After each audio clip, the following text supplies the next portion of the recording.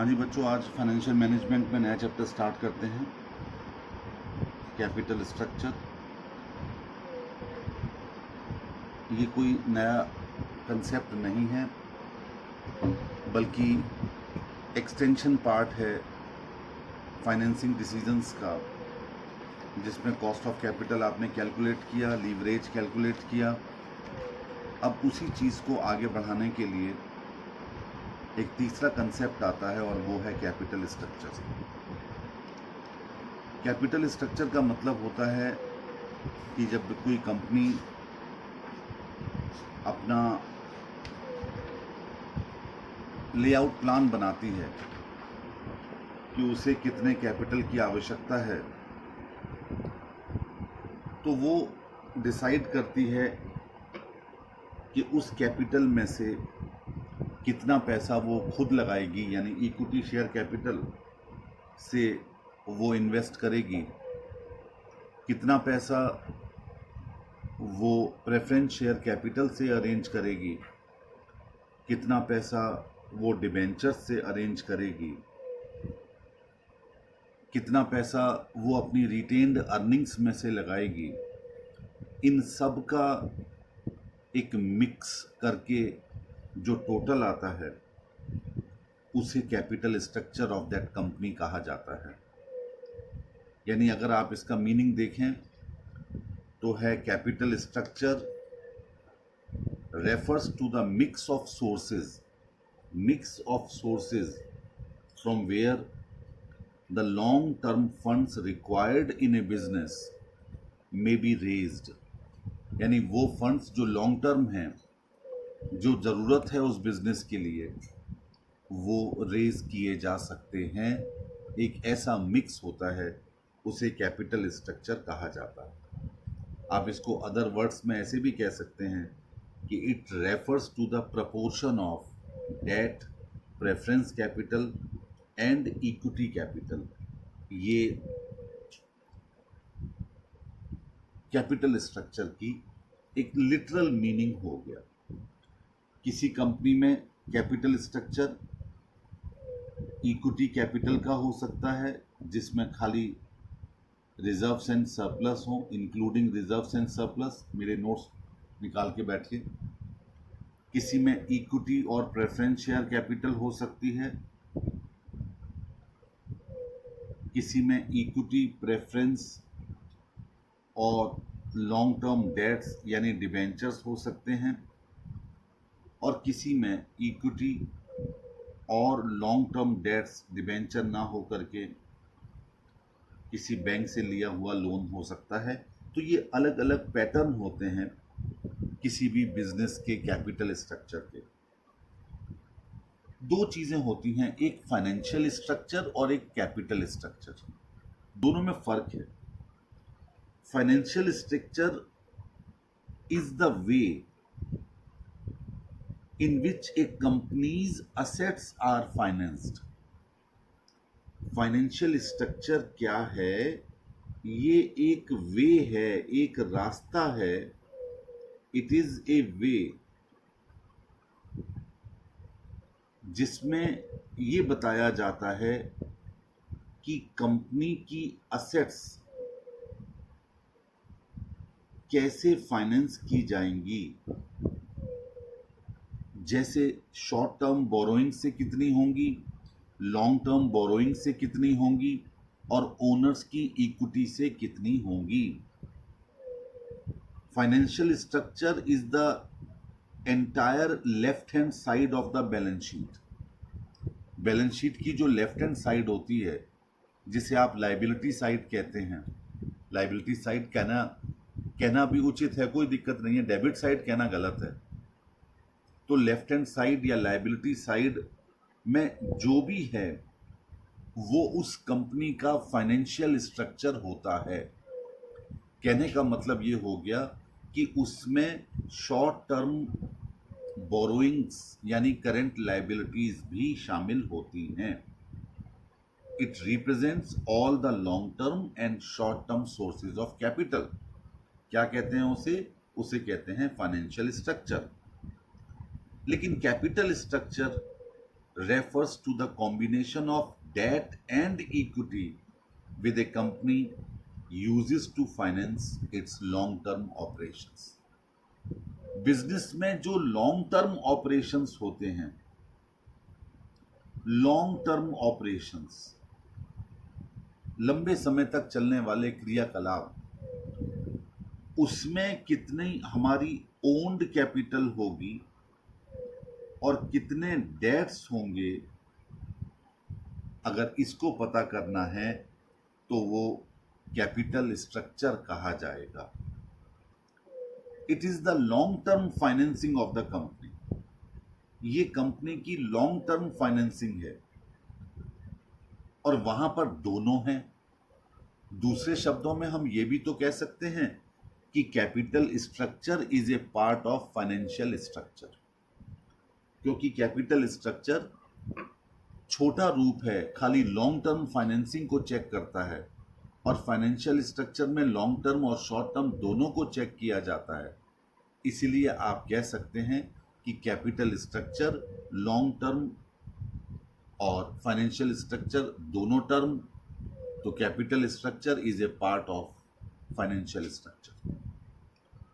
अब capital structure को determine करने के लिए कैसा होना चाहिए, कौन कौन से फैक्टर्स हमारे जिम्मेदार होते हैं, नेचर ऑफ इंडस्ट्री, इंडस्ट्री का नेचर क्या है.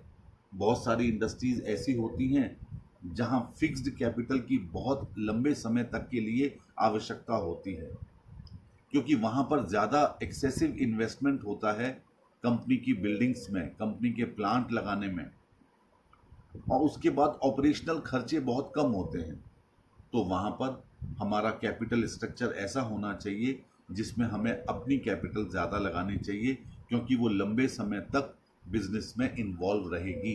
क्योंकि डिबेंचर्स 20 साल तक के लिए आप इशू कर सकते हैं, अल्टीमेटली फिर 20 साल के बाद आपको उनको पेमेंट करने के लिए फिर और फाइनेंस की ज़रूरत होगी, फिर आप नए डिबेंचर इशू करो, फिर 20 साल बाद ज़रूरत पड़ेगी. तो ऐसी जगह पर हमारी ओन कैपिटल जितनी अधिक लगी होगी उतना हमें इन सब चीज़ों से बचने का मौका मिलेगा. तो नेचर ऑफ इंडस्ट्री ऐसा है जो बताता है कि कैपिटल स्ट्रक्चर कैसा होना चाहिए. रिस्क, कॉस्ट और कंट्रोल. एक बात ध्यान रखिए, मैं 3 बातें आपको बताता हूँ, आपको अच्छा लगेगा. शायद मैंने अपने नोट्स में भी दे रखी हैं. जहां तक इक्विटी कैपिटल का सवाल है, लो रिस्क के नाम पर इसमें सबसे लो रिस्क होता है, क्योंकि वो इक्विटी कैपिटल की है. No question of repayment of capital except when the company is under liquidation process. जब कंपनी लिक्विडेशन की प्रोसेस में है तभी इनका पेमेंट करना पड़ेगा, इसलिए इन पर लो रिस्क रहता है. ठीक है. मोस्ट एक्सपेंसिव, ये ज़्यादा खर्चीली होती है. क्यों ज़्यादा खर्चीली होती है? क्योंकि डिविडेंड की जो एक्सपेक्टेशन होती है शेयर होल्डर्स की, वो इंटरेस्ट रेट से ज़्यादा होती है, इसलिए इक्विटी कैपिटल ज़्यादा एक्सपेंसिव मानी जाती है. और दूसरा, डिविडेंड पे करने के बाद कंपनी को टैक्स पर भी कोई लाभ नहीं होता, क्योंकि प्रॉफिट का एप्रोप्रिएशन है डिविडेंड, जबकि इंटरेस्ट प्रॉफिट पर चार्ज है. तो टैक्स बेनिफिट भी कंपनी को यहाँ पर नहीं मिल पाता, तो ये ज़्यादा एक्सपेंसिव हो जाती है. और तीसरा, इसमें कंट्रोल का डाइल्यूशन होता है.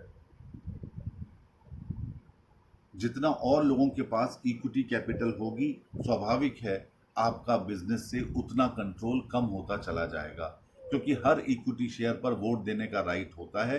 स्वाभाविक है जितने शेयर्स मार्केट में और पब्लिक खरीद लेगी, आपके कंट्रोल का डाइल्यूशन होता रहेगा, कंट्रोल आपके हाथ से जाता जाएगा. ये इक्विटी कैपिटल की 3 चीज़ें हैं: low risk, most expensive and third, dilution of control. अब आइए preference capital. Slightly higher risk,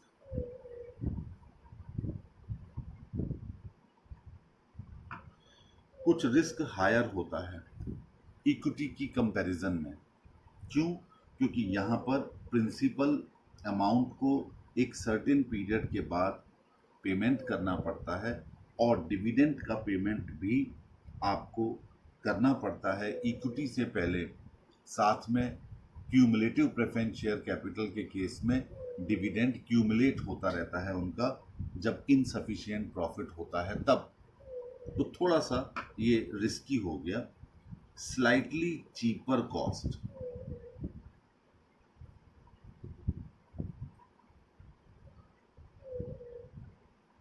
और no dilution of control. Preference share holders को, जैसा कि आप जानते हैं, वोटिंग राइट आमतौर पर नहीं होता, इसलिए इसमें कंट्रोल का कहीं कोई डाइल्यूशन नहीं होता। स्लाइटली चीपर कॉस्ट है क्योंकि इक्विटी शेयर्स पर ज़्यादा एक्सपेक्टेशंस होती हैं, लेकिन प्रेफरेंस शेयर कैपिटल पर ज़्यादा एक्सपेंसिव नहीं होती। और इंटरेस्ट रेट से स्वाभाविक है थोड़ा ज़्यादा होता है, ठीक है। और प्रेफरेंस डिविडेंड इक्विटी डिविडेंड की तरह टैक्स डिडक्टेबल नहीं होता। अब आइए डेट फंड्स। इसमें हाई रिस्क है क्योंकि आपको हर साल इंटरेस्ट भी पे करना है और एग्रीमेंट के मुताबिक आपको इसका पेमेंट भी टाइम पर करना होगा, तो रिस्क ज़्यादा है, लेकिन कंपैरेटिवली चीपर है। अगर आप इसे कंपेयर करें तो सबसे ज़्यादा ये सस्ता है और कोई कंट्रोल का डाइल्यूशन होने का सवाल ही नहीं होता। No dilution of control. तो कहने का मतलब क्या हो गया कि कैपिटल स्ट्रक्चर की प्लानिंग में ये तीन चीज़ों का बहुत बड़ा रोल होता है कि रिस्क, और दूसरा कॉस्ट, और तीसरा कंट्रोल। तो ये तीनों चीज़ें जो हमारे मेजर सोर्सेज ऑफ हैं, ये सोर्सेज ऑफ कैपिटल आपको ये बताते हैं कि रिस्क कहाँ पर है, कंट्रोल कहाँ पर हमारे हाथ से जाएगा, और कौन कितनी कॉस्ट ऑफ कैपिटल। अभी आपने कंप्लीट किया है चैप्टर, तो वहाँ पर आपको देखा होगा कि इंटरेस्ट वाला जो कॉस्ट ऑफ डेट आती थी KD, वो सबसे कम आती थी, सबसे सस्ती आती थी, और कॉस्ट ऑफ इक्विटी कैपिटल और cost of reserves and surplus यानी रिटेन्ड अर्निंग सबसे महंगी आती थी। तो वो चैप्टर इसीलिए पहले करवाया जाता है ताकि आपको ये बातें पता चल जाएं कि कहाँ पर रिस्क है, कितना कॉस्ट है। इसके बाद रिटर्न ऑन इन्वेस्टमेंट का क्वांटम कितना है, राइट टू कंट्रोल कितना करना चाहते हैं, असेट्स पर चार्ज कितना है, फ्लेक्सिबिलिटी कितनी है। बहुत सारे फैक्टर्स हैं जो कैपिटल स्ट्रक्चर को डिटरमाइंड करते हैं, पता लगाते हैं। साइज ऑफ बिजनेस कितना है, ओनर्स प्रॉफिट की इंक्रीमेंट कितना है, बिजनेस का नेचर क्या है, ग्रोथ, साइज और एज ऑफ द फर्म कितनी है। ये सारी चीज़ें कैपिटल स्ट्रक्चर को डिटरमाइन करने में फैक्टर्स इस्तेमाल होते हैं। एक लंबी लिस्ट शायद मैंने अपने नोट्स में दे रखी होगी, और अगर नहीं दे रखी है तो आप अपनी स्टडी से पढ़ लीजिएगा, कोई बहुत बड़ा टॉपिक नहीं माना जाता। अब ऑप्टिमम कैपिटल स्ट्रक्चर क्या है? ऑप्टिमम कैपिटल स्ट्रक्चर का मतलब है कि हमारे फाइनेंशियल मैनेजमेंट का एक ऑब्जेक्ट होता है। आपने पढ़ा या नहीं पढ़ा होगा तो सुना होगा कि वो अपने बिजनेस की वेल्थ को मैक्सिमाइज करने के लिए फाइनेंशियल मैनेजमेंट किया जाता है। तो कैपिटल स्ट्रक्चर ऑप्टिमम हो, इस तरीके का हो कि उसमें डेट्स और इक्विटी का ऐसा कॉम्बिनेशन बनाया जाए जिसमें वो कंपनी अधिक से अधिक लाभ कमा पाए। जब आप क्वेश्चन करेंगे इस चैप्टर के, तो आप उसमें देखेंगे कि आप उस कैपिटल स्ट्रक्चर को अच्छा बोलेंगे जिस कैपिटल स्ट्रक्चर को सबसे अधिक EPS हो रहा होगा, अर्निंग पर शेयर हो रहा होगा। आप कहेंगे सर ये वाला कैपिटल स्ट्रक्चर अडॉप्ट करना चाहिए। आपके पास क्वेश्चन में 3-3, 4-4 ऑल्टरनेटिव होंगे, तो उसमें से बेस्ट कौन सा होगा वो आपको चूज करना पड़ता है। तो वो कैसे करेंगे? जहां अर्निंग पर शेयर आपको capital structure equity share holders के पॉइंट ऑफ व्यू से सोचना है, और जिसमें EPS सबसे अधिक होगा वही कैपिटल स्ट्रक्चर आपको अडॉप्ट करना चाहिए। उसे हम क्या कहेंगे? ऑप्टिमम कैपिटल स्ट्रक्चर कहेंगे। और एक एप्रोप्रिएट कैपिटल स्ट्रक्चर में कुल मिलाकर के 5 फीचर्स होने चाहिए। पहला प्रॉफिटेबिलिटी, मैं लिख रहा हूं यहां पर प्रॉफिटेबिलिटी। ये क्या है? ये हम लिख रहे हैं फीचर्स किसके? Of appropriate capital structure. Appropriate capital structure के आखिर फीचर्स कौन कौन से होने चाहिए? पहला है प्रॉफिटेबिलिटी, यानी कैपिटल स्ट्रक्चर ऐसा होना चाहिए जो कि हमारी अर्निंग पर शेयर को बढ़ाए और कॉस्ट को कम करे। ये प्रॉफिटेबिलिटी का मूल मंत्र है। दूसरा फ्लेक्सिबिलिटी, हमारा कैपिटल स्ट्रक्चर ऐसा होना चाहिए कि वो फ्लेक्सिबल हो। जैसे ही हमारी आवश्यकता बढ़ती है हम जल्दी से अपनी कैपिटल को अरेंज कर सकें। तो कैपिटल स्ट्रक्चर ऐसा बनना चाहिए जिसमें फ्लेक्सिबिलिटी का भी गुण हो। आपने रिजिड बना लिया अगर कैपिटल स्ट्रक्चर, अब आपको पैसे की आवश्यकता पड़ गई, एकदम आपको नए नए ऑर्डर्स मिल गए, तो आप कहाँ से अरेंज करोगे पैसा? इसलिए फ्लेक्सिबल होना चाहिए। तीसरा कंजर्वेशन, यानी कंजर्वेटिव। कैपिटल स्ट्रक्चर ऐसा भी होना चाहिए कि उसमें ज्यादा लोन ना हो। The debt content should not exceed the maximum which the company can bear. कहीं इतना भी ना हो कि आप पूरा का पूरा डेट लेकर के ही काम करें। ऐसे लोग जो दूसरों के पैसे से व्यापार करते हैं बेटे, वो बहुत लंबे समय तक जीवित नहीं रह सकते। अल्टीमेटली बहुत जल्दी ही 2 साल 3 साल 5 साल 7 साल के अंदर ही वो बिजनेस सारे के सारे डूब जाते हैं। तो ओन्ड कैपिटल भी होना जरूरी है। मैंने कई बार पहले भी एग्जांपल दिया था कि इस वक्त जो कोरोना पीरियड चल रहा है, इस वक्त जिन्होंने अपनी कैपिटल लगा रखी है, जिनकी अपनी दुकानें हैं, अपने शोरूम हैं, उन्हें फर्क कम पड़ रहा है। पड़ तो रहा है लेकिन कम पड़ रहा है। लेकिन जो किराए की या लोन लेकर के बिजनेस चला रहे हैं उनके लिए परेशानियां हर दिन नई होती हैं, हर दिन परेशान उनकी बढ़ती ही जा रही है। सॉल्वेंसी, यानी कैपिटल स्ट्रक्चर ऐसा होना चाहिए कि वो कहीं फर्म को इंसॉल्वेंसी की तरफ ना ले जाए। फर्म प्रॉफिट कमा रही है और उसमें मैक्सिमम इंटरेस्ट के रूप में दे रही है, तो इसका मतलब फर्म इंसॉल्वेंट होने के कगार पर है। हिंदुस्तान में बैंक्स में इंसॉल्वेंसी की तरफ क्यों जा रहा है? ये बैंकों को एक साथ क्यों किया जा रहा है? क्योंकि कई बैंकों की माली हालत इतनी खराब है कि अगर सरकार वो आंकड़े मार्केट में दिखा दे तो 100% लोग बैंकों पर विश्वास खो देंगे और अपना पैसा निकालने के लिए बैंकों में लाइन लगा के खड़े हो जाएंगे और भगदड़ मच जाएगी। पूरा हिंदुस्तान का जो कैपिटल स्ट्रक्चर है वो ही पूरा का पूरा बिगड़ जाएगा। इसलिए गवर्नमेंट ऐसी स्कीम लेके आ रही है कि 3-3 बैंक्स को मर्ज कर रही है। ऐसा कर क्यों रही है? उसके पीछे कारण क्या है? कि सरकार ने कुछ योजनाएं बनाई कि साहब लोन दीजिए। सरकार ने योजनाएं बनाई कि साहब बड़े बड़े इंडस्ट्रियलिस्ट को लोन दीजिए। तो पैसा कमाने के चक्कर में, क्योंकि लोन पर इंटरेस्ट मिलता है, प्रॉफिटेबिलिटी बढ़ाने के चक्कर में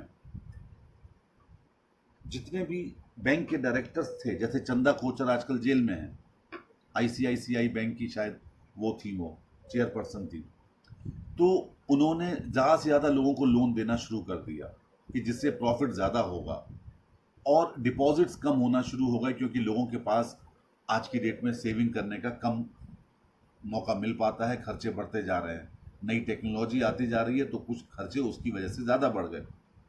तो उससे क्या हुआ कि बैंक डूब गए। बैंक क्या करते थे? बैंकों की एक कंजर्वेटिव अप्रोच हुआ करती थी कि जितना पैसा बैंक, अभी आप बैंकिंग कंपनी के फाइनल अकाउंट पढ़ेंगे तो वहाँ पर एक एसएलआर और एक सीआरआर आपको बताई जाएगी, स्टैट्यूटरी लिक्विडिटी रेशियो और कैश रिजर्व रेशियो। वो रिजर्व बैंक ने कहा है कि आपको ये दो गोलक मैं अपनी भाषा में समझा रहा हूँ, आपको बनानी पड़ेंगी।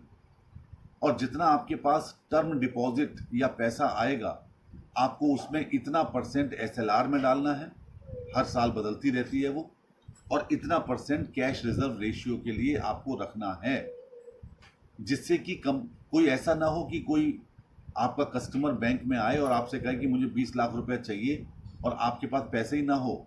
अगर कैश रिजर्व होगा तो आप आराम से उसका विड्रॉ कर लेंगे। और लिक्विडिटी रेशियो का मतलब भी यही है। अदरवाइज बैंकों ने क्या किया कि इन सब चीज़ों को पीछे करके धनाधन लोन देना शुरू कर दिए और बड़े बड़े इंडस्ट्रियलिस्ट लोन मार गए, और कुछ केंद्र सरकार ने कितने हजारों करोड़ रुपए का लोन माफ भी कर दिया, तो बैंक डूब गए। ऐसी कंडीशन में अब सरकार 3-3 बैंकों को मर्जर करके उनको फिर दोबारा से स्ट्रेंथन करने की कोशिश कर रही है। लेकिन सच मानिए कि अगर आप चाहें कि आपका पैसा जो बैंक में जमा है, बुरी हालत अगर आ जाए, तो आप 1 लाख रुपया मैक्सिमम बैंक से निकाल सकते हैं, बाकी पैसा पर गारंटी नहीं है। मान लीजिए कोई बैंक इंसॉल्वेंट हो जाता है, आपका 20 लाख रुपया बैंक में जमा है, तो आप मैक्सिमम 1 लाख रुपीज ही बैंक से निकाल सकते हैं, बाकी 19 लाख का जो होगा वो राम भरोसे हो जाएगा। ये आज की डेट में हालात हैं, जबकि पहले 10,000 लिमिट थी, अब बढ़ाकर शायद 1 लाख कर दी है, या कुछ ऐसे सोच रहे थे 5 लाख करने की, तो मुझे लगता है शायद 5 लाख भी हो गई होगी, मुझे पता नहीं है पूरा। तो कहने का मतलब क्या है कि ये सॉल्वेंस ऐसा ना हो कैपिटल स्ट्रक्चर जो आपकी इंसॉल्वेंट कर दे बैंक को या आपके बिजनेस को। और कंट्रोल, कम से कम कंट्रोल भी आपका बना रहना चाहिए। कहीं ऐसा भी ना हो कि इक्विटी कैपिटल आप इतनी इशू कर दें मार्केट में कि आपके हाथ से कंट्रोल चला जाए।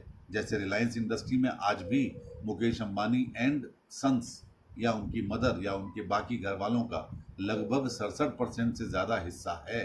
यानी उनको परास्त करना इतना आसान नहीं है। जितना मार्केट में लोगों ने शेयर खरीद रखे हैं, उससे डबल तो मुकेश अंबानी और उनकी फैमिली के पास है।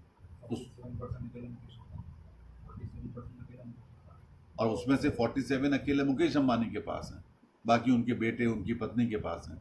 तो कहने का तात्पर्य है, इसलिए उनका कंट्रोल बना हुआ है। अगर आपने ऐसा कैपिटल स्ट्रक्चर बना दिया जिसमें कि कंट्रोल ही हाथ से निकल गया, तो आप बिजनेस कैसे चला पाएंगे। तो ये 5 फीचर्स हैं एक अच्छे कैपिटल स्ट्रक्चर के। फिलहाल मैं आपके साथ जो डिस्कशन कर रहा हूँ वो इस चैप्टर का बेस बनाने की कोशिश कर रहा हूँ कि आखिर इस चैप्टर में कैपिटल स्ट्रक्चर जो आप पढ़ने जा रहे हैं उसका बेस क्या है। अब बिजनेस में 2 तरह की सिचुएशंस होती हैं। एक तो होता है ओवर कैपिटलाइजेशन और एक होता है अंडर कैपिटलाइजेशन। बिजनेस में ना ओवर कैपिटलाइजेशन होना चाहिए, ना अंडर कैपिटलाइजेशन होना चाहिए। मैं जब भी इस टॉपिक को पढ़ाता हूँ तो इसकी तुलना मैं इंसानी शरीर में हाई ब्लड प्रेशर और लो ब्लड प्रेशर से करता हूँ कि बिजनेस में over capitalisation high blood pressure की तरह है और under capitalisation low blood pressure की तरह है। और दोनों ही सिचुएशंस में दवाई लेनी पड़ती है, दोनों ही हार्मफुल हैं। हाँ, लो ब्लड प्रेशर ज़्यादा हार्मफुल है बजाय हाई ब्लड प्रेशर के। High blood pressure brain haemorrhage और हार्ट अटैक करता है, low blood pressure nervous breakdown कर देता है, यानी आपका नर्वस सिस्टम ही फेल कर देता है और आपको कोमा में धकेल देता है। उसी तरह व्यापार में ओवर कैपिटलाइजेशन आपके बिजनेस की रेट ऑफ रिटर्न को कम कर देगा। कंपनी के लिए फर्दर कैपिटल को रेज करना बहुत मुश्किल हो जाता है। आपके बिजनेस की एक्टिविटी की जो रफ्तार है उसे कम कर देगा। आप स्लैकनेस बढ़ जाएगी, आप शिथिल पड़ जाएंगे, आप ढीले पड़ जाएंगे। और जो इंडस्ट्रियल रिलेशंस हैं वो आपके डिटोरिएट हो जाएंगे। शेयर होल्डर्स अपने शेयर्स को मार्केट में बेचने के लायक नहीं रहेंगे और आपकी क्रेडिट वर्दीनेस में जो आपकी क्रेडिट वर्दीनेस है, आप कितना क्रेडिट मार्केट से उठा सकते हो, वो इंजर्ड हो जाएगा, यानी वो एक तरीके से शैटर्ड होगा। आपकी जो संभावनाएं हैं, तो बहुत सारी चीज़ें ओवर कैपिटलाइजेशन में नज़र आती हैं। लेकिन इसके कॉजेज क्या होते हैं? ओवर कैपिटलाइजेशन का मतलब है कि जितनी कैपिटल आपको आवश्यकता है आपने उससे ज़्यादा कैपिटल लगा दी बिजनेस में। इसके कॉजेज क्या हैं? इसके आखिर कारण क्या होते हैं ओवर कैपिटलाइजेशन के? पहला कि कंपनी प्रिलिमिनरी और प्रमोशनल एक्सपेंसेस ज़्यादा कर देती है, बहुत ज़्यादा शो शाप कर देती है, जैसे सहारा ने किया था। जगह जगह बहुत बड़े बड़े होर्डिंग्स, बहुत बड़े बड़े लोगों को अपना ऑनरेरी डायरेक्टर्स बनाना, अखबारों में बहुत बड़े बड़े विज्ञापन। दूसरा, idle capacity and idol funds, funds बेकार पड़े हुए हैं, उसका इस्तेमाल ही नहीं हो पा रहा है, या हम अपनी क्षमताओं का पूरा इस्तेमाल नहीं कर पा रहे हैं, ये इसका कॉज होता है। Over estimating earnings at the time of promotion, promotion के टाइम पर हम अपनी अर्निंग्स को ओवर एस्टिमेट करते हैं। इनएडिक्वेट depreciation on defective depreciation policy, defective depreciation की पॉलिसी क्या उस चैप्टर में है क्या? ये ओवर कैपिटलाइजेशन, अंडर कैपिटलाइजेशन, अच्छा, तो ये कॉजेज हैं ओवर कैपिटलाइजेशन के। थ्योरेटिकल पॉइंट ऑफ व्यू से ये एग्जाम में ज़रूर आ सकता है 5 नंबर का question, over capitalisation versus under capitalisation. ज़रा अपने नोट्स में देखिए, आपका जो स्टडी नोट्स हैं, स्टडी मटेरियल है, क्या उसमें अगर दिए गए हैं चेक कर लीजिएगा एक बार। मुझे ज़रूरी नहीं है कि इसी चैप्टर में हो सकता है कि कोई अलग से चैप्टर नाम से दिया कैपिटलाइजेशन। मेरे नोट्स में भी देखो, या कैपिटलाइजेशन करके कोई अलग चैप्टर तो नहीं है, इंडेक्स में देखिए।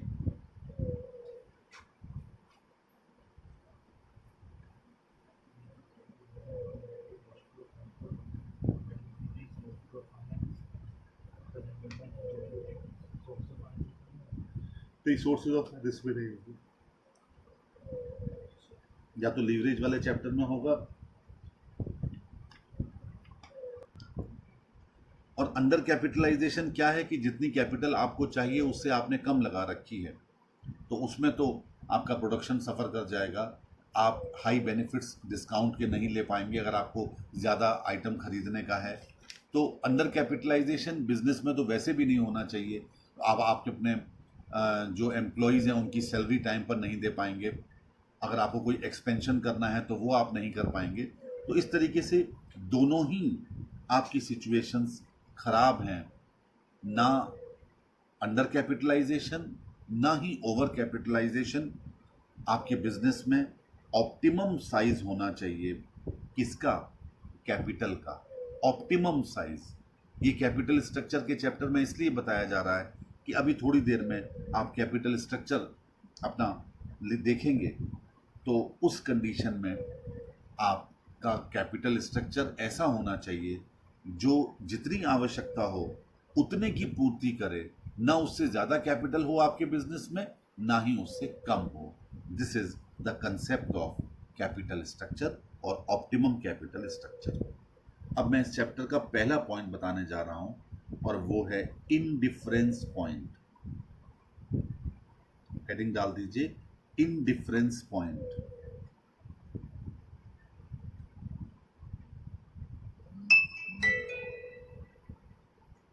इनडिफरेंस पॉइंट,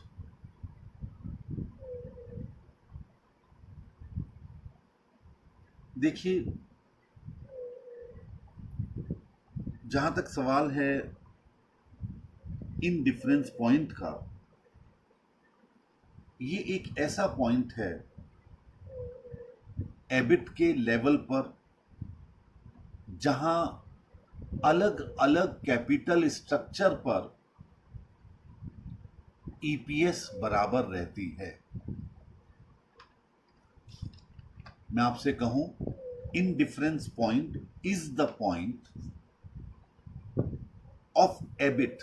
एबिट का ये वो पॉइंट है where the EPS at various capital structures is equal, जहां बराबर रहती है क्या अलग अलग कैपिटल स्ट्रक्चर, ये एबिट का लेवल होता है। आप ध्यान से सुनिए, मैं आपको बताऊं, एक छोटा सा मैं डायग्राम शायद मैंने अपने नोट्स में बनाया होगा। यस, ये आपका एबिट है, ये आपकी ईपीएस है, अलग अलग एक्सिस पर। एक प्लान है जहां पर इस तरीके से हमारी ईपीएस बढ़ रही है, एक प्लान है जहां इस तरीके से ईपीएस बढ़ रही है, प्लान ए, प्लान बी, और जहां पर ये दोनों प्लान एक दूसरे को इंटरसेक्ट कर रहे हैं, ये जो पॉइंट होता है ये इनडिफरेंस पॉइंट होता है। आप कहेंगे सर थोड़ा और समझा दीजिए, थोड़ी थोड़ी बात दिमाग में आ तो रही है लेकिन पूरी तरीके से नहीं आ रही है, जबरदस्ती घुसानी पड़ रही है। चलो मैं थोड़ा होल बड़ा कर देता हूं आपका, जहां से आराम से घुस जाइए। दरअसल एक कैपिटल स्ट्रक्चर आपने बनाया जिसमें आपने 50 लाख रुपए की जरूरत थी, तो आपने 30 लाख रुपए की अपनी कैपिटल लगाई, 15 लाख का आपने लोन लिया, 5 लाख आपने रिजर्व्स एंड सरप्लस से लगा लिया। ये एक कैपिटल स्ट्रक्चर हो गया ए। दूसरा कैपिटल स्ट्रक्चर आपने क्या किया कि 50 लाख की आवश्यकता थी, आपने 20 लाख रुपए की अपनी कैपिटल लगाई, 25 लाख रुपए का लोन ले लिया और 5 लाख आपने रिजर्व्स एंड सरप्लस बनाया। ये दूसरा प्लान है। ऐसे ही तीसरा प्लान बना सकते हो जिसमें प्रेफरेंस शेयर कैपिटल भी हो, इक्विटी भी हो, डिबेंचर्स भी हो। ये प्लान है अलग अलग। अब आप एक ऐसा पॉइंट ढूंढना चाहते हो जहां पर कि हम चाहे डिबेंचर इशू करें और चाहे आगे इक्विटी इशू करें, हमारा ईपीएस बराबर हो, शेयर होल्डर्स को मिलने वाली अर्निंग पर शेयर बराबर हो। ऐसे पॉइंट को इनडिफरेंस पॉइंट कहते हैं। यानी जहां पर फर्दर कैपिटल लगाने के लिए आप कोई भी सोर्स का इस्तेमाल कर लें, वहां पर ईपीएस यदि उस केस में बराबर रहती है तो ऐसे पॉइंट को इनडिफरेंस पॉइंट कहा जाता है। ठीक है, थोड़ा सा और क्लियर हो गया? मतलब कोई भी अलग अलग फाइनेंशियल प्लान कंपनी इवेल्युएट कर सकती है जहां पर उसकी ईपीएस बराबर आ जाए। Out of the several available financial plan, the firm may have 2 or more financial plans which results in the same level of EPS for a given EBIT। यानी EBIT अगर बराबर रहे या EBIT का एक ऐसा लेवल मिल जाए हमको जहां इक्विटी इशू कर लो चाहे डिबेंचर इशू कर लो, जहां ईपीएस बराबर हो, उसे कहते हैं इनडिफरेंस पॉइंट। क्लियर हो गया? अब इसका एक फॉर्मूला है। फॉर्मूला क्या है? फॉर्मूले को फॉर्मूले की तरह मत पढ़ना, बल्कि एक सोच बना लो अपनी जो इस पूरे चैप्टर में इस्तेमाल होने वाली है। देखिए क्या होगी। मैं फॉर्मूला लिख रहा हूं। पहला फॉर्मूला एबिट माइनस आई, फिर दूसरे ब्रैकेट में 1 minus T minus P D divided by N1। ये फॉर्मूला क्या बता रहा है कि फर्म ने एबिट कमाया, उसमें से इंटरेस्ट लेस कर दिया, यानी इस फर्म ने डिबेंचर भी इशू कर रखे हैं जिसकी वजह से इंटरेस्ट घटाया गया। उसके बाद टैक्स घटाया, क्योंकि इंटरेस्ट को घटाने के बाद फिर हम टैक्स घटाते हैं। उसके बाद प्रेफरेंस डिविडेंड घटाए। अब जितना बचा ये किनके लिए बचा? इक्विटी शेयर होल्डर्स के लिए बचा। तो आपने N1 का मतलब है पहले प्लान में नंबर ऑफ इक्विटी शेयर्स कितने थे पहले प्लान में, यानी N1 का मतलब हो गया number of equity shares in alternative 1 या इन फाइनेंशियल प्लान 1, जिसमें डिबेंचर्स भी हैं तभी तो इंटरेस्ट घटा रखा है, जिसमें प्रेफरेंस डिविडेंड भी है तभी तो पीडी घटा रखा है, प्रेफरेंस शेयर कैपिटल। अब इसके बीच में लगाया हमने इक्वल, यानी हमें तो ईपीएस चाहिए जहां बराबर हो। तो आपने अगला प्लान लिखा एबिट माइनस आई ब्रैकेट में 1 minus T divided by N2। यानी दूसरा प्लान क्या हो गया जिसमें प्रेफरेंस शेयर कैपिटल नहीं है। तो यहां पर दूसरे प्लान में नंबर ऑफ इक्विटी शेयर्स जितने होंगे उनको हमने क्या नाम दे दिया, N2। तो ये क्या निकल के आ गया, ये निकल के आ गया एक ऐसा पॉइंट जहां दोनों के बीच में क्या लगा रखा है आपने, इक्वल का साइन लगा रखा है। इसका मतलब ये दोनों वहां आपको लगाने हैं जहां इनडिफरेंस पॉइंट आप कैलकुलेट करेंगे। यहां पर जो एबिट निकल करके आ जाएगी वो एक ऐसी एबिट होगी जहां की दोनों बराबर होंगे, यानी ईपीएस बराबर होगा। क्या बराबर होगा, ईपीएस बराबर होगा। मैं चाहता हूं कि एक बार क्वेश्चन निकल आए, तो एक दो क्वेश्चन कर लें जिससे कि कम से कम आपको इनडिफरेंस पॉइंट अभी क्लियर हो जाए और उसके बाद फिर मैं अगला पॉइंट ले लूं। मैं ज़रा ढूंढ रहा हूं, आप भी अपने बुक में आ जाइए, जो नोट्स आपको दिए गए हैं ज़रा इनडिफरेंस पॉइंट का हेडिंग डला हुआ होगा और वहां देखिए कि इनडिफरेंस पॉइंट, लेकिन पूरे पूरे क्वेश्चंस हैं। चलो कोई बात नहीं, जब हम आगे और डिस्कस कर लेंगे तब आपके साथ ये क्वेश्चन कर लेंगे। चलिए कोई बात नहीं, मैं चाह रहा था अलग से क्वेश्चन मिल जाते तो आसानी के साथ मैं एक दो करवा देता, लेकिन खैर कोई बात नहीं। बस इतना ध्यान रखिएगा कि जो जो चीज़ें, एक मैं कई बार आपको एक परफॉर्मा बनवा चुका हूँ, सेल्स माइनस वेरिएबल कॉस्ट क्या बचा, कंट्रीब्यूशन माइनस फिक्स्ड कॉस्ट क्या बचा, एबिट माइनस इंटरेस्ट क्या बचा, ईबीटी माइनस टैक्स क्या बचा, PAT profit after tax minus क्या, प्रेफरेंस डिविडेंड, प्रेफरेंस डिविडेंड या माइनस रिजर्व्स एंड सरप्लस में कुछ अगर आपने ट्रांसफर किया है, फिर प्रेफरेंस डिविडेंड। अब जो बचता है वो अर्निंग बची फॉर इक्विटी शेयर होल्डर्स। ये परफॉर्मा इस चैप्टर में बहुत काम आने वाला है, बल्कि हर क्वेश्चन में ही काम आने वाला है। अच्छा चलिए, अब आइए फाइनेंशियल ब्रेक इवन लेवल, अगला पॉइंट है इस चैप्टर का दूसरा पॉइंट। पहला पॉइंट क्या डिस्कस किया हमने, इनडिफरेंस पॉइंट। अब ये दूसरा पॉइंट है जिसको कहते हैं financial break even level. Financial break even level क्या है, ये एबिट का वो लेवल है जहां ऐसे कैपिटल स्ट्रक्चर में ईपीएस निल होती है। फाइनेंशियल ब्रेक इवन लेवल क्या है, दोबारा समझ लीजिए, ये एबिट का वो लेवल है जहां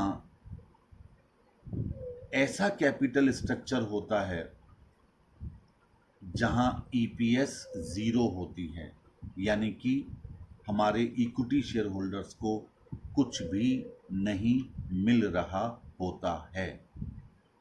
अगर मैं एक छोटा सा फॉर्मूला लिख दूं तो आप ज़्यादा अच्छी तरह समझ जाओगे कि फाइनेंशियल ब्रेक इवन एबिट बराबर इंटरेस्ट चार्ज, यानी एबिट सिर्फ इतनी होनी चाहिए कि वो हमारे इंटरेस्ट को मीट आउट कर सके, बस जितना इंटरेस्ट है उतनी के बराबर एबिट आ जाए, तो उसे कहते हैं financial break even level. It denotes the level at which a firm's EBIT is just sufficient to cover interest and preference dividend। जरा मेरे नोट्स में देखिए, लिखा है इंटरेस्ट और प्रेफरेंस डिविडेंड को ही कवर कर पाए, यानी ईपीएस जीरो हो। In case the EBIT level of a firm is just sufficient to cover fixed financial charges, then such level of EBIT is known as financial break-even level. If EBIT reduces below this financial break-even level, the EPS will be negative. अगर financial break-even level से और EBIT कम हो जाती है तो फिर EPS negative हो जाएगी, यानी कि इंटरेस्ट का पेमेंट और प्रेफरेंस डिविडेंड का पेमेंट भी इक्विटी शेयर होल्डर्स को अपनी जेब से करना होगा। तो बजाय उनको कंपनी में लाभ होने के, उनको नुकसान और होना शुरू हो जाएगा। कब? जब EBIT financial break even level से कम होगी। तो आपने एबिट के दो लेवल समझ लिए। एबिट का एक ऐसा लेवल जहां अलग अलग कैपिटल स्ट्रक्चर पर ईपीएस बराबर होती है, उसे कहते हैं इंडिफरेंस पॉइंट। और जहां ईपीएस 0 होती है तो उसे कहते हैं फाइनेंशियल ब्रेक इवन पॉइंट। दो पॉइंट समझ में आ गए। अब मैं इस चैप्टर को खोलने जा रहा हूं। ये तो बेटे दो पॉइंट्स थे जो किसी किसी क्वेश्चन में आपसे पूछे जाएंगे। अब मैं इस चैप्टर को खोलने जा रहा हूं। क्या खोलने जा रहा हूं? जरा कुछ बातों पर गौर कीजिए, और ये बातें जब आप गौर कर लेंगे तो आप कहोगे सर ये चैप्टर आप हमें क्यों पढ़ा रहे हो, इसकी यूज तो कुछ है नहीं। मैं आपको बताता हूं। पढ़ा इसलिए रहा हूं क्योंकि आपके सिलेबस में है। यूज इसलिए नहीं है क्योंकि अभी जो मैं आपके साथ जनरल एज्यूम्शन डिस्कस करने जा रहा हूं, ये चैप्टर में जितनी थ्योरी आगे आने वाली हैं, जितने सिद्धांत आगे आने वाले हैं, वो सिद्धांत तभी लागू हो पाएंगे जब आपकी ये अज्यूम्शंस पूरी होंगी। और आप कहेंगे सर ये अज्यूम्शन तो पूरी हो ही नहीं सकती। जी हां, मैं भी यही कह रहा हूं कि ये पूरी हो नहीं सकती, लेकिन आगे की थ्योरी आपको तभी समझ आएंगी जब आप ये अज्यूम्शन मान लेंगे। पहली अज्यूम्शन, सिर्फ कंपनी के पास दो ही सोर्सेज होते हैं फंड के, इक्विटी एंड डेट। और डेट का भी फिक्स्ड इंटरेस्ट होगा। उस इंटरेस्ट में कोई बदलाव नहीं होगा। साथ में लिखा होगा मेरे नोट्स में, no preference share capital. Preference share capital नहीं होगी। ये पहली अज्यूम्शन मान के चलनी है। यानी आने वाले क्वेश्चंस में जहां आप थ्योरीज डिस्कस करने वाले हैं कैपिटल स्ट्रक्चर की, वहां पर प्रेफरेंस शेयर कैपिटल नहीं होगी। ये पहली अज्यूम्शन है। दूसरा कि जो भी हमारे बिजनेस में टोटल असेट्स होंगी वो बदलेंगी नहीं कभी भी। अगर आपकी टोटल असेट बिजनेस की शुरुआत में 100 करोड़ की है तो वो आगे भी 100 करोड़ ही रहेंगी। यानी टोटल असेट्स की अमाउंट में, वैल्यू में कोई बदलाव नहीं होगा, जबकि ऐसा नहीं होता। तीसरा, ये कंपनी की पॉलिसी होगी कि वो जितना पैसा कमाएगी वो सारा का सारा डिविडेंड के तौर पर अपने इक्विटी शेयर होल्डर्स को बांट देगी। यानी there is no retained earnings. कोई भी कंपनी अपने प्रॉफिट में से कुछ भी पैसा रिजर्व नहीं करेगी। ये बात सोच करके ही आपको आगे थ्योरीज पढ़नी है। चौथा, कि कंपनी का जो प्रॉफिट होगा, ऑपरेटिंग प्रॉफिट, यानी आप यूं कह लीजिए कंपनी की एबिट, वो कांस्टेंट रहेगी। एबिट कांस्टेंट रहने का मतलब एबिट में कोई बदलाव नहीं होगा। यानी कंपनी वही प्रॉफिट कमाएगी आगे भी जो आपको बताया गया है। पांचवा, कि बिजनेस का जो रिस्क है वो कांस्टेंट रहेगा। यानी मार्केट में बिजनेस रिस्क कांस्टेंट रहेगा। चाहे इक्विटी कैपिटल से आप पैसा अरेंज कर लो, चाहे आप डिबेंचर से पैसा अरेंज कर लो या डेट से कर लो, रिस्क में कोई बदलाव नहीं होगा। अभी तक मैंने आपको बताया था किस में रिस्क ज्यादा है, किस में कम होता है, लेकिन यहां पर ये अज्यूम्शन लेके चलनी है that the business risk is constant. अगला पॉइंट जो आपको बहुत झटका देगा और आपके टैक्स टीचर को बहुत गुस्सा आएगा कि कोई टैक्स देश में नहीं लगता, ना कॉर्पोरेट टैक्स ना पर्सनल टैक्स। आपको आने वाले समय में जितने भी क्वेश्चन, मैंने आपको ये परफॉर्मा बताया था, टैक्स घटवाया था, लेकिन आपको ये थ्योरीज जो बताई जाएंगी कैपिटल स्ट्रक्चर की, जैसे नेट इनकम अप्रोच है, नेट ऑपरेटिंग इनकम अप्रोच है, मॉडिग्लिनी एंड मिलर अप्रोच, जैसे एमएम अप्रोच, आगे 4-5 थ्योरी आपको बताई जाएंगी। उनमें आपको ये बात मान के चलनी है कि कोई टैक्स नहीं लगता है। इसके बाद अगला कि किसी भी इन्वेस्टर की जो एक्सपेक्टेशन है उसमें कोई डिफरेंस नहीं है, यानी जो इन्वेस्टर एक्सपेक्ट करता है वही आगे भी करता रहेगा। नेक्स्ट कि जो कॉस्ट ऑफ डेट कैपिटल है वो कॉस्ट ऑफ इक्विटी कैपिटल से कम होगी। अगला, कोई फ्लोटेशन कॉस्ट नहीं होगी, यानी शेयर्स या डिबेंचर इशू करने पर आपको कोई भी खर्चा नहीं करना पड़ेगा। और अंतिम है कि किसी भी फर्म की वैल्यू उसके नेट ऑपरेटिंग प्रॉफिट को कैपिटलाइजेशन रेट से कैपिटलाइज किया जाएगा। अभी आप याद करो, मैंने 2 दिन पहले ही इंटरनल रिकंस्ट्रक्शन के एक क्वेश्चन में क्यू लिमिटेड के नेट ऑपरेटिंग प्रॉफिट को कैपिटलाइज किया था। याद कीजिए, आपका एक क्वेश्चन था जिसमें 3,12,500 रुपए के शेयर्स बैलेंस शीट में दिखाए गए थे, या 3,25 के दिखाए गए थे और 3,12,500 के आए थे।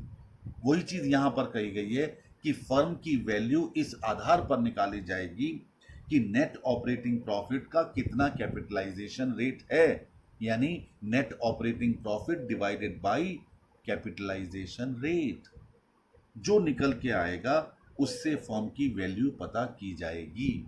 यानी कुल मिलाकर के 10 अज्यूमशन हैं। ये भी थ्योरी में क्वेश्चन आ सकता है और वहां पर आप जितना 10 की 10 लिखाएंगे तो पूरे नंबर मिल जाएंगे। एफएम में थ्योरी के मार्क्स करते नहीं है, जो एसएम में करते हैं आपके स्ट्रेटेजिक मैनेजमेंट में, वो थोड़ी बहुत कटिंग होती है वहां पर मार्क्स की, लेकिन यहाँ पर कोई कटिंग नहीं होती, फुल मार्क्स मिलते हैं। तो 10 लिखाएंगे तो बहुत बढ़िया है।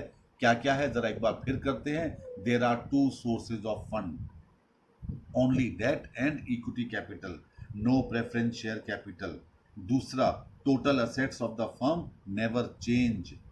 तीसरा, फर्म की जो पॉलिसी है वो अर्निंग को पूरा का पूरा डिविडेंड के तौर पर डिस्ट्रीब्यूट करने की है, कोई भी रिजर्व्स एंड सरप्लस नहीं होंगे।